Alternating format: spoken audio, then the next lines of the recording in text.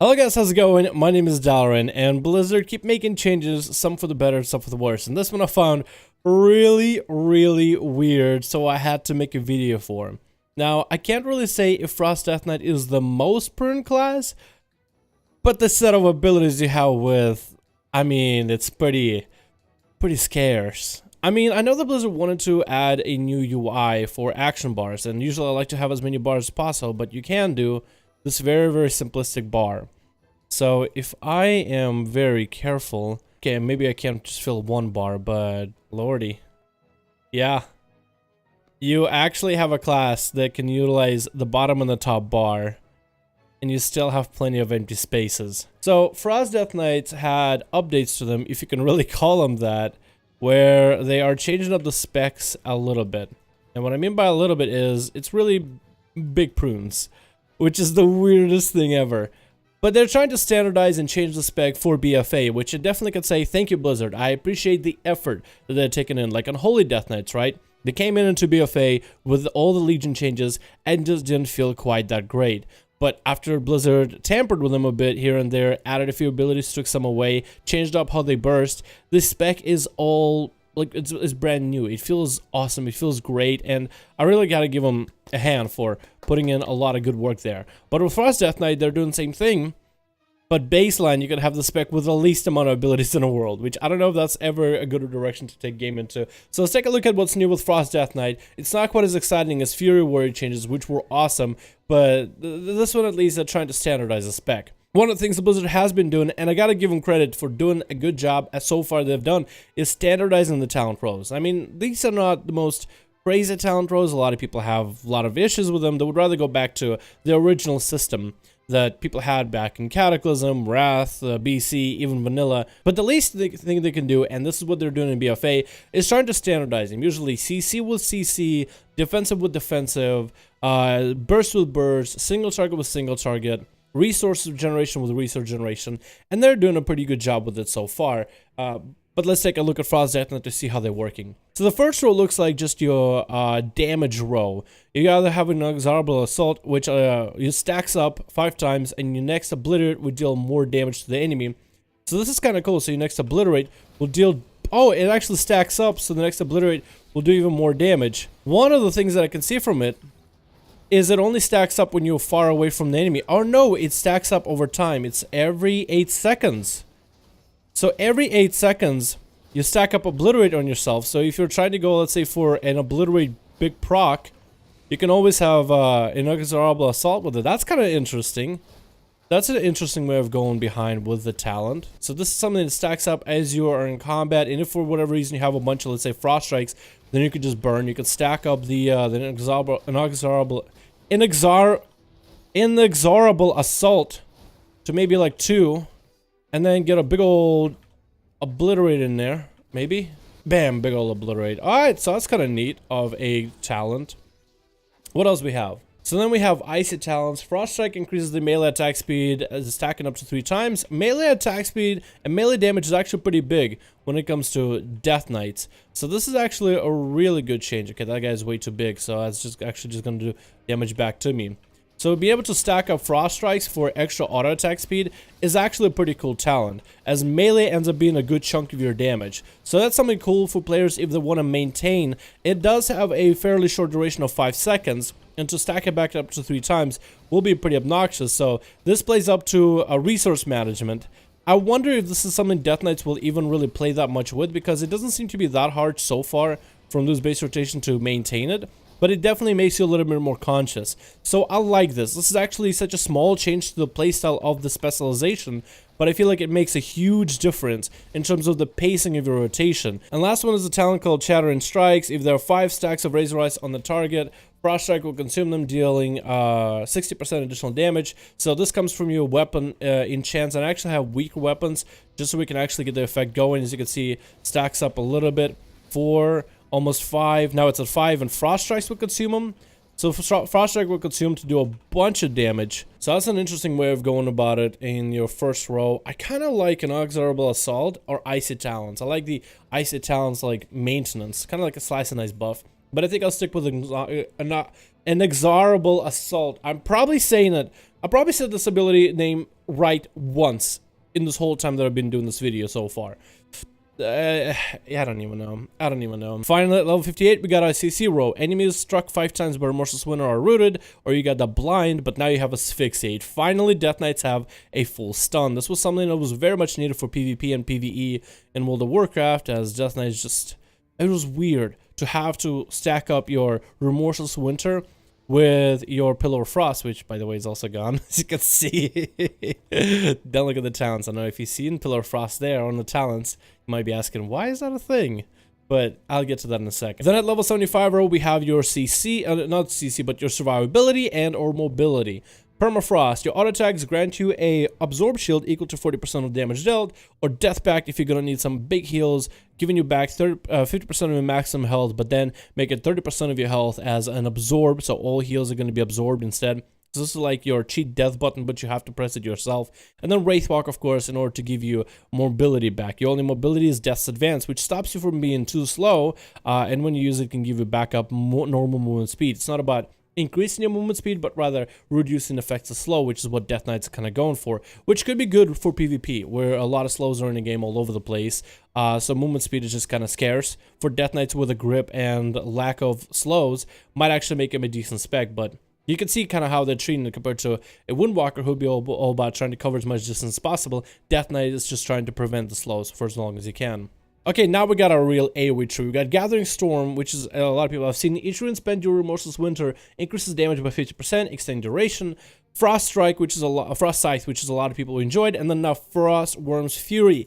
Summons a Frost Worm who breathes on all enemies 40 yards in front of you, dealing frost damage and slowing them by 30% for 10 seconds. So this is going to be your big AoE, a lot like how your artifact weapon was, and I guess we can see how it works here. It should work exactly the same way. It's a 3-minute cooldown. There's no way for you to get it back faster, but this will be your big one-shot button when it comes to doing as much damage as possible. And you can see it does decent damage too. This could be part of your bursts as a Frost Death Knight in the future. I would have loved to see some kind of a cooldown reduction effect to it, or at least make it a 20-second cooldown, but at least a little bit less damage. So that would be pretty awesome. But the fact that we have it, I guess it's cool to bring this back, but now it competes with Frost Scythe or Gathering Storm. I think this is going to be a lock-in option for PvP. Gathering Storm might be really good for arenas, and Frost Scythe might be good in a BG where there's a bunch of enemies are together. Also in PvE, I feel like Frost Worm's Fury could be really, really good, but I'm not quite sure about the 3-minute cooldown. I feel a little bit weird about it. It does do a good chunk of damage in the opener, so I guess you could treat it a lot like a killing spree, although for even out orgs you have cooldown reduction, so you can get a lot of these big hidden abilities back faster. For Death Knights you don't, or at least you did with your artifact weapon, so this would feel a little bit weird, but I think the 3-minute cooldown is to offset the original 5-minute cooldown, which with the Frost obliterate crits and whatnot, eventually reduce the ability down to 3. So this is a more standardized version, if that makes any sense. But so far, I've seen other Death Knights run around with Gathering Storm as a single target ability to a certain extent, as you can increase the damage of Remorseless Winter by a ton if you're able to combo together Obliterates into Frost Strikes and just get as much runes. It seems like it's each rune span, so it's not running power but just runes, but a bunch of Obliterates back to back with Howling Blast. That seemed to be the way to go. With the fact that they're reducing a lot of cooldowns as well, Frostworm Fury might be the best way of going about, whether it's AoE, whether it's single target, just deal with 3-minute cooldown. So this is a lot more options, is I guess what I'm trying to say. And while I'm not sure exactly what the best option is, I'm glad that I can have this conversation and think about, well, which town would be the best here? While Death Knight's looking a little pruned, at least now you have a few more options of like, how do you want to approach the situation? You really have to take a second to think. As the last row, we have Freeze and Fog, Howling Blast, and Frost Fever deal additional damage. As you saw me doing a ton of damage just with the dots themselves. You can make yourself more dot heavy with damage going out with Howling Blast doing a good chunk. Rime has increases the damage of Howling Blast by additional 100%, so your procs are a lot stronger. Or you can go back to Pillar of Frost, 1.5 minute cooldown. Frost Strike and Howling Blast grant Killing Machine at the cost of Obliterate, it reduced by 1 rune by 15 seconds. So this is not the same Pillar of Frost, you remember. This is actually Obliteration. I'm pretty sure that's the talent name. It's the same effect, just then renamed Pillar of Frost. And to compete with it is, of course, Breathless Sindragosa. And I don't even know which one is the best here. So I guess it's kind of interesting that Death Knight are losing that 20% damage increase from their Pillar of Frost, and now they're basically changing the effect of a talent into Pillar of Frost, do the Death Knight just have like passively 20% more damage then? If they passively get like 20% or at least 10% more damage, 5% for all their abilities to scale, then I guess it doesn't really matter that you lost a lot of your cooldowns. Alrighty, well, let's try to figure out what we can do here. Here we go. There's one training dummy with a troll face, not really touching it anymore. But if I get right behind it, then I can avoid the whole dodge mechanic for it. So that would be, I kind of wish they would move it up forward a little bit, or like right here, so we can go behind the training dummy, or make it turn around, one or the other. But I guess the idea is I want to try to see if I can get Gathering Storm to really pop off right now. I think what I want to do for my opener, since I don't really have any burst, I guess I want to go for this last 15 seconds, this last 8 seconds. So I think I want to start with Pillar of Frost, then into Remorseless Winter, into Obliterates, and into Howling Blast, Obliterates, Howling Blast, Obliterates. Hopefully I'm getting procs. When I'm out of Obliterates, pop Empower Runic Weapon, get as many Obliterates to see how much single target damage I can do here. And just trying to see if that is decent damage that I can do in a single target opener, or if this is going to be pure AoE, and it's just not going to do that much of an impact. Then I think Frostworm's Fury might be something interesting to play with. I also want to play around with Pillar of Frost, I guess, with the different Obliterate mechanic that it has. And I would also want to play with Ice Cap to see how fast you can get your Empower Runic Weapon, because this could be a really cool combo, Ice Cap and Empower Runic Weapon. And alright, let's try it out. Okay. Can I stand in the water maybe? I'm just seeing.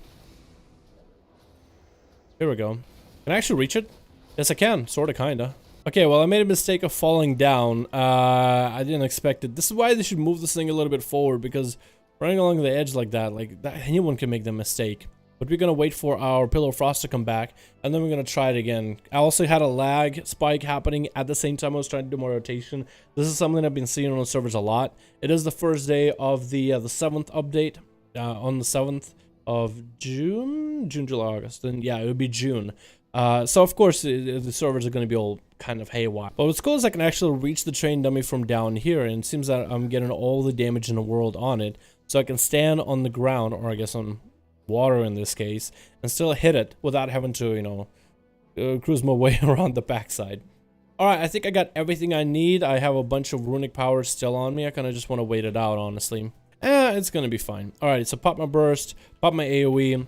Let's go for them Frost Strikes, or Obliterates into Frost Strikes, Obliterate again. Procs off of themselves, procking off of each other. It is a little bit slower of playstyle right now. It definitely feels a little bit slower. How much damage does that do? Howling Blast did a decent amount, Remorseless Winter did okay, so Remorseless Winter definitely fell behind fairly quickly. So I think that is going to be an ability that's purely AoE from now on. So it's really going to end up being a question off, because that ability was actually pretty decent for single target in terms of the damage you can do. My question was going to be, which one is going to be best in this row in terms of single target? And it looks like Blizzard is going to commit to the idea that they're going to make it as much of a, I guess, a AoE row as possible. So if you're not going to really have that much AoE going out in the fight, let's say no ads run out for the boss to help out, like a henchman or whatever, then I guess Frostworm's Fury would actually be a pretty decent option in general. Just get that, you know, as much burst as possible, maybe get a proc with Unholy Strength from your artifact, not from your artifact weapon, but from your weapon Death Knight Enchants, and then kind of just go from there. Well, I guess Blizzard is taking the specialization as seriously as they can. They are trying to change it up a little bit in order to modernize it for BFA, as it was one of the specs that felt more or less the same.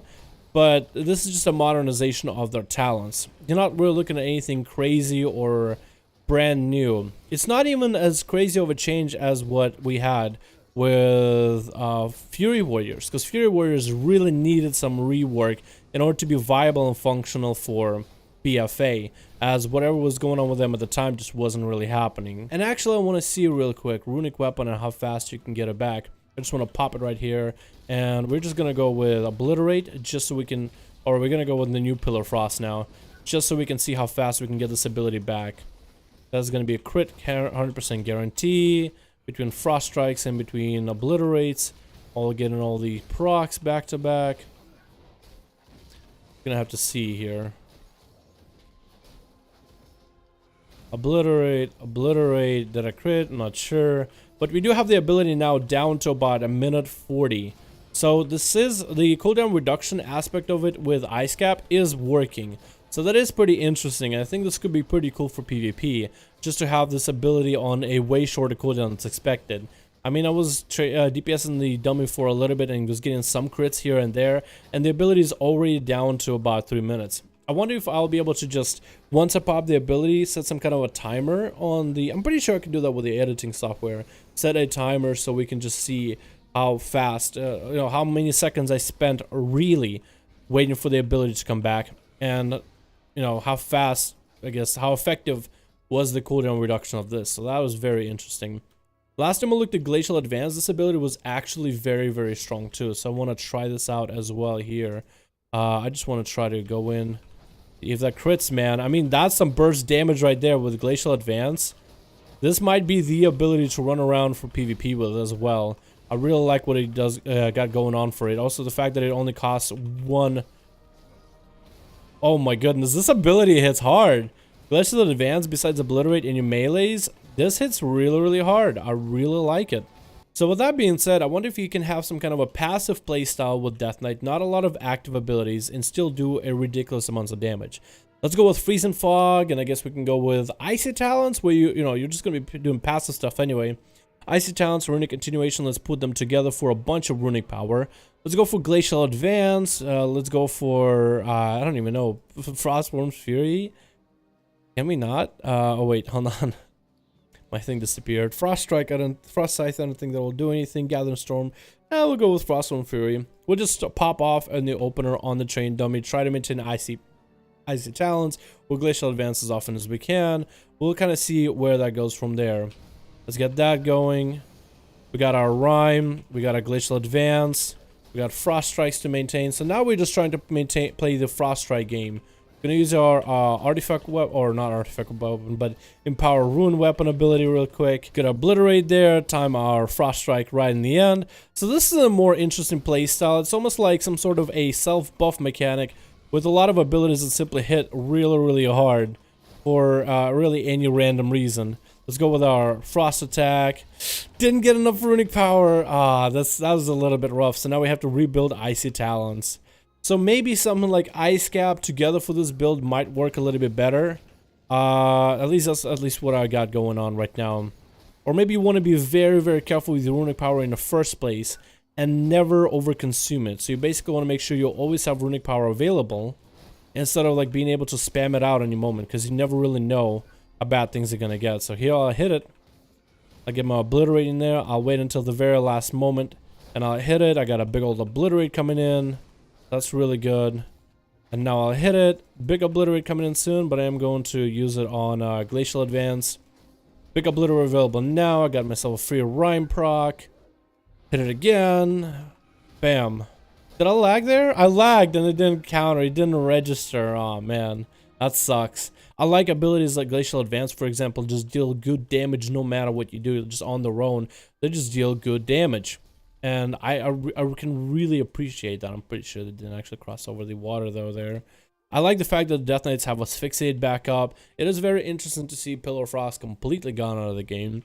So I feel like if you're looking at the easiest class possible, or at least easiest class to start with not too many crazy mechanics, and kind of just craft your own mechanic playstyle, I think Frost Death Knight more or less, if it wasn't there already, I feel like it definitely solidifies this position, at least with what Blizzard is doing for the spec.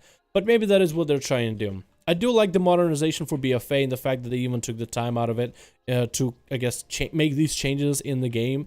I guess they were somewhat necessary. Most specs, I think, do need something like this, and that's a interesting bug. But thank you guys so much for checking out this video. Let me know your thoughts on Frost Death Knights. Do you like these changes, or are you not a huge fan?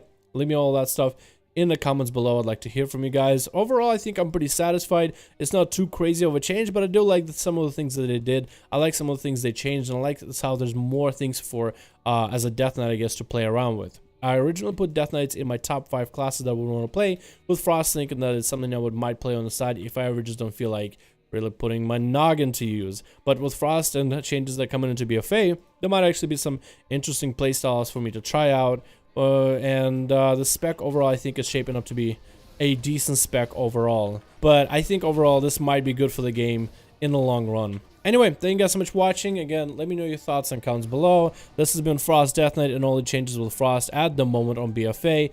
Do you like him? Do you not like him? What would you change? What do you like? What do you don't like? Thank you guys so much for watching. Hope you enjoyed. I'll see all of you in the next one.